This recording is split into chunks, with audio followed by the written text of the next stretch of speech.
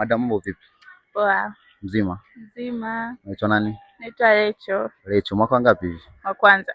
Okay, sasa hii ni pick one, naenda kuiza na kutajia vitu viwili, afu unachagua kitu moja. Uko tayari? Sawa.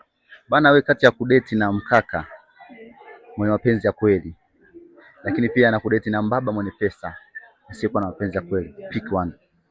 Mbaba. Mbaba. Mbaba. Kwa nini mbaba? Sasa mimi mtu ambaye anaela. So vitu vyako. Okay. Mapenzi ya kweli hata nivisha sitapendeza. Kwa hiyo kwa kuongeza hapo nikiweza kukwambia kati ya kukosa pesa na kukosa mapenzi, pick one. Bora nikose mapenzi la sio pesa. Okay, kati ya kula vizuri ama kulala vizuri, pick one. Kulala vizuri.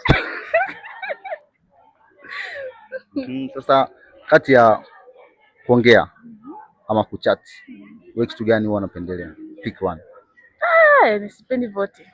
Sipendi kuongea sana, sipendi kuchati. Yaani tena kama kuchati bora kuongea, naweza nikaongea sio kuchati. Okay, kuishi maisha ya umaarufu ya afya ni kala ama kuishi maisha sio na umaarufu lakini analala, pick one.